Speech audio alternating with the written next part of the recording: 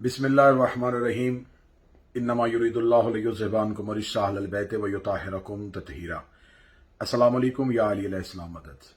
मोमिनीन इकराम, चंद रोज़ पहले एक इंतहाई नाखुशगवार वाक़या पेश आया कि एक लाबलद ने जनाब हज़रत इमाम मूसा काज़िम अलैहिस्सलाम, आइमा इत्तहार और शहज़ादी नरगिस सलामुल्लाह अलैहा की गुस्ताखी की। वो क्लिप बहुत दिन पहले आ चुका था, लेकिन कल मैंने अपने बरादर ज़ीवकार वाजिबुल एहतराम जनाब ज़ाकिर वसीम उल अब्बास बलोच साहब का एक वीडियो क्लिप सुना, जिसमें उन्होंने अपना दर्द दिल बयान किया। और यकीनन ये तड़प हर एक मोमिन के दिल में होती है, चाहे वो आवाज़ बुलंद करे या ना करे। लिहाजा अपने भाई की इस वीडियो के बाद मैं इस वीडियो को उनकी तायीद के साथ इस अंदाज में अवाम के सामने पेश कर रहा हूं कि आखिर ये सब कुछ हो क्या रहा है और ये सब कुछ होने क्यों जा रहा है। हमारी तारीख इस बात की गवाह है कि हमारा मज़हब कुरान का मज़हब है। हमारा मज़हब ऐसा मज़हब है कि जिसमें हमें शर्मिंदगी नहीं, हम किसी भी फोरम पे अपने मज़हब के अकायद को साबित कर सकते हैं। हम अपनी अजान से लेके अपने अकायद में इमामत, अपना मातम, अपनी हर चीज को हम कुरान और अहादीस से साबित कर सकते हैं। अगर हम थोड़ा माजी में जाएं तो जो हमारे उलमा इकराम जिन्होंने इस मजहब की तबलीग की है, वो हमेशा मिंबरे आले मोहम्मद अलैहिस्सलाम से बरमला अकायद पढ़ते थे, बगैर किसी खौफ और खतरे के अकायद पढ़ते थे। क्योंकि हमें अपने अकायद पे छुपने की जरूरत नहीं, छुपाने की जरूरत नहीं। हमारा मजहब हक का मजहब है और इसे मजहब हक्का कहा जाता है। उस दौर में मुनाजरे भी होते थे, उस दौर में मुबाहसे भी होते थे, उस दौर में इल्मी बहसें भी होती थी, लेकिन कभी भी उन उलमा इकराम की तरफ से यह मशवरा नहीं आया था कि ऐसे मौजूआत जो हमारे मजहब की असास हैं उन्हें छुपा लिया जाए, या उन मौजूआत को खुद अपने ही मजहब के लोग मुतनाज़े बना दें। ऐसा कभी नहीं हुआ था। खुल के बात होती थी। मुबल्लिग आज़म जनाब सैयदा की रसूल की वाहिद बेटी होने पे अशरे पढ़ते थे।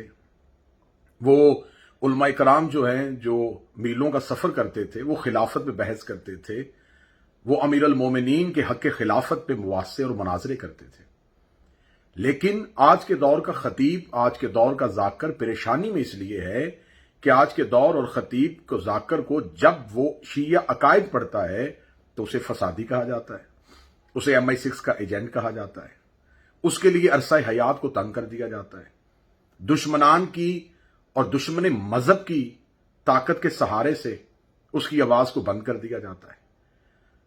तो मेरी गुजारिश यह है कि जब हमें अपने मजहब पे कोई शर्मिंदगी नहीं है तो हम अपने मजहब के अकायद को आजादी के साथ क्यों नहीं बयान कर सकते। क्या अगर हम आज अपने बच्चों को नहीं बताएंगे कि जनाब सैयदा का दरबार में जाना हक था, अगर आज हम अपने बच्चों को नहीं बताएंगे कि खिलाफत अमीर अल मोमिनीन का हक था, अगर आज हम अपने बच्चों को नहीं बताएंगे कि बनु उमैया और बनु अब्बास ने किस तरह हमारे आइमा को शहीद किया, कौन सी साजिशें थी जो जमल और सफीन में इमामत के मुकाबले पे आई, उन लोगों के चेहरे अगर आप नहीं दिखाएंगे तो हमारी नस्लें गूंगी हो जाएंगी। आज हम इस खामोशी के साथ अपनी नस्लों को इस मोड़ पे ले आएंगे कि एक वक्त आएगा कि हमारी नस्लें, हमारा अकीदा किताबों से निकल के जुबानों से बयान होना जब खत्म हो जाएगा तो हमारा अकीदा कहां से ढूंढेंगे, इस मजहब को कहां से तलाश करेंगे।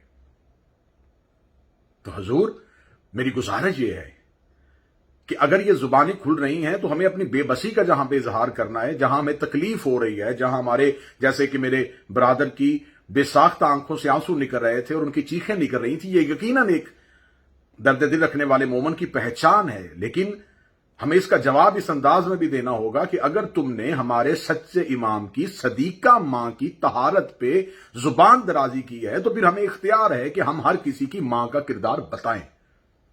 फिर हम बताएं कि कौन सी औरतें हैं जिनके घरों पे झंडे लगे होते थे, वह कौन सी औरतें हैं जो झंडे की वजह से पहचानी जाती थीं, वह कौन सी औरतें हैं कि जो अपनी औलाद की वल्दियत को जरगे में, गले में फूलों के हार डाल के बताती थीं। फिर हमें बताना पड़ेगा कि कौन कौन सी औरत कहां कहां, किस किस के मुकाबले पे मैदान में उतरी थी।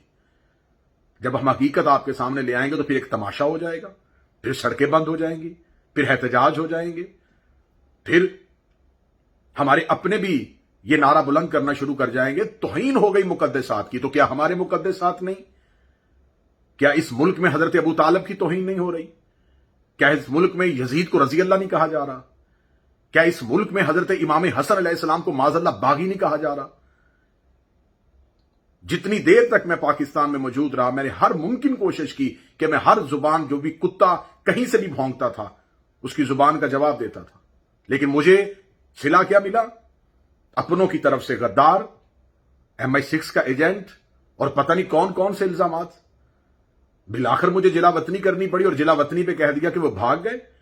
5 محرم کی بقوے کے بعد 7 محرم تک میں پاکستان کی سڑکوں پہ رہا ہوں، لیکن جب مجھے خبر ہو گئی کہ کہاں کہاں سے کون کون سی سازش ہو رہی ہے، تو پھر ہمارا زندگی بچانے کا مقصد یہ ہے کہ زندگی ہم نے وقف کی ہے آل محمد کے لیے۔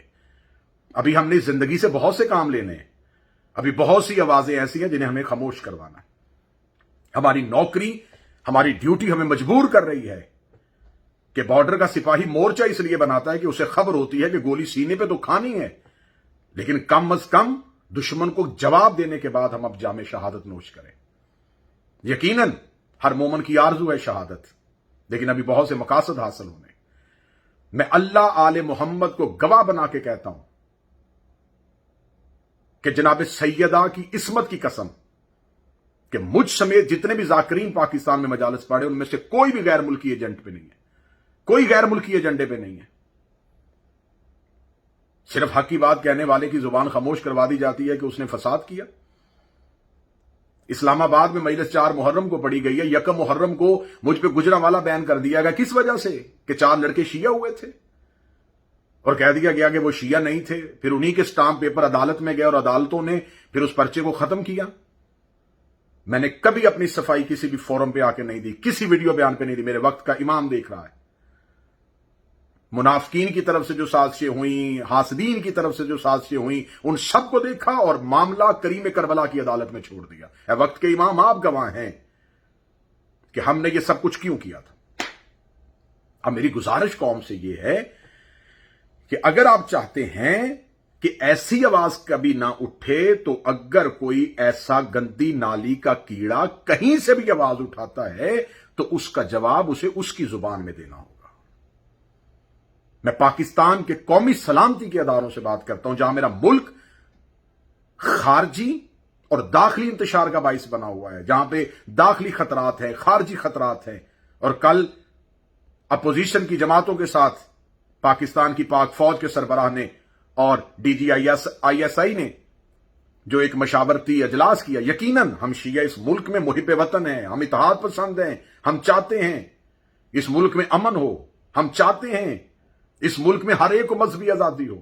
ہم نے کبھی کسی ایک شیعہ نے جا کے اعتراض کیا ہے کہ یہاں یہ جلوس نہیں ہونا چاہیے؟ کبھی کسی ایک شیعہ نے یہ اعتراض کیا ہے کہ یہاں پر یہ میلاد کی محفل نہیں ہونی چاہیے؟ میلاد کی محفل ہو تو ہم لنگر بنانے والے ہوتے ہیں، میلاد کا جلوس ہو تو ہم سبیلے لگانے والے ہوتے ہیں۔ کیوں؟ ہم آج کے رسول ہیں، ہم خود میلاد والے ہیں۔ لیکن جو ہی محرم الحرام آئے گا، یہ ذاکر نہیں پڑے گا، یہ خطیب نہیں پڑے گا، اس جگہ مجلس نہیں ہوگی، یہ جلوس نہیں جائے گا، یہاں سے روٹ نہیں ہونا چاہیے۔ کیوں؟ کیا ہم اس ملک میں ٹیکس نہیں دیتے؟ کیا ہم غیر ملکی آباد ہیں؟ کیا ہم مہاجرین ہیں؟ کیا ہم وقتی طور پہ پاکستان میں آئے ہیں؟ تو میری گزارش ہے وزیر اعظم Pakistan, chief of army staff general Qamar Javed Bajwa, DGI general Faiz Hameed صاحب سے کہ جہاں آپ اتنی جرت کے ساتھ اتنے دلیرانہ فیصلے کر رہے ہیں کہ ہم کوئی غیر ملکی طاقت، اور یقیناً آپ نے یہ جو آواز اٹھائی ہے، یہ ہر محب وطن کی آواز ہے، یہ میری آواز ہے، یہ ہر مسلمان کی آواز ہے، یہ ہماری غیرت امانی ہے کہ یہ سرزمین ہماری ماں ہے اور ہم اپنی ماں پہ کبھی کسی غیر کا قدم نہیں دیکھ سکتے۔ یقیناً یہ آپ کے فیصلے جرت مندانہ اور دلیرانہ ہیں، لیکن میری گزارش یہ ہے کہ اس جرت مندانہ اور دلیرانہ فیصلوں کے ساتھ آپ اپنے ملک کے اندر پیدا ہونے والے ان اختلافات کی وجہ ڈھونڈیں۔ آپ رد عمل پہ تو اعتراض کرتے ہیں، آپ عمل پہ اعتراض کیوں نہیں کرتے؟ ہمیشہ رد عمل آتا ہے عمل پہ۔ آپ ہم سے پوچھتے ہیں کہ آپ نے گالی کیوں دی، آپ ہم سے پوچھتے ہیں کہ آپ نے یہ کیوں کہا، ہم سے پوچھیں۔ کہ اس ملک میں اہل بیت، اس ملک میں محمد و آل محمد علیہ السلام کے بارے میں کون کون سی بکواسات کی جا رہی ہیں. یہ جس ملعون نے آواز اٹھائی ہے، یہ جس کمینے کی طرف سے یہ کلپ وائرل ہوا ہے، یہ ابتسام الہی اور حشام الہی کا پالتو ہے. وہ آزاد ہیں، ان سے مشورے لیے جاتے ہیں، اور وہ دین کے ٹھیکیدار ہیں. وہ کوئی بھی بات ہوتی ہے تو وہ فوراً ویڈیو کلپ بنا دیتے ہیں. وہ اہل سنت کے خلاف بھی بناتے ہیں، وہ اہل تشیع کے خلاف بھی بناتے ہیں. لیکن اس ملک میں غلامی کا پٹا ہے تو صرف ہمارے گلے میں. میں گزارش کروں گا قومی سلامتی کے اداروں سے، وزیر اعظم پاکستان سے، عسکری قیادت سے، سول حکمرانوں سے، کہ ہم اس ملک میں واللہ با خدا امن چاہتے ہیں. ہم نہیں چاہتے یہاں فرقہ واریت ہو، ہم نہیں چاہتے یہاں دنگا اور فساد ہو. ہم کبھی کسی غیر ملکی ایجنڈے پہ اس ملک میں افراتفری نہیں چاہتے. خدا لعنت کرے اس کے، اور قیامت والے دن اس کا شمار اللہ اور اس کے رسول کے دشمنوں کے ساتھ ہو جو کسی غیر ملکی ایجنڈے پہ اس ملک کا امن خراب کر رہا ہو. لیکن آپ کو ان آوازوں کو بند کرنا ہوگا. کبھی جناب سیدہ پہ بھونکے، کبھی حضرت ابو طالب پہ بھونکے، کبھی حضرت امام حسن پہ بھونکے، کبھی کریم کربلا پہ بھونکے، اور اب آئمہ پہ. اس ملک میں امن تبھی ہوگا، ریاست مدینہ تب بنے گی اگر یہاں اہل بیت علیہ السلام کی عزت کا تحفظ ہوگا. لیکن یہ ستم ظریفی ہے کہ اس مدینے میں بھی سیدوں پہ ظلم ہوتا رہا، اور اب ریاست مدینہ میں بھی آل محمد پہ ظلم ہو. ہم ممبر سے حقائق پڑھیں گے عزت کے ساتھ، ہم عقائد پڑھیں گے احترام کے ساتھ. یہ ہمارا حق ہے، یہ ہمارا رائٹ ہے. اسے کوئی قانون ہمیں اس بات سے نہیں روک سکتا کہ ہم احترام کے ساتھ اپنا عقیدہ پڑھیں گے. ہم مولا علی کو خلیفہ بلا فصل مانتے تھے، مانتے ہیں. ہم جناب سیدہ کو رسول کی اکلوتی بیٹی مانتے تھے، ہم مانتے ہیں. ہم آئمہ کی عصمت کے قائل ہیں، ہم قائل رہیں گے. ہمیں اپنے اسی عقیدے پہ جینا ہے، ہمیں اپنے اسی عقیدے پہ مرنا ہے. السلام علیکم، یا علی علیہ السلام مدد.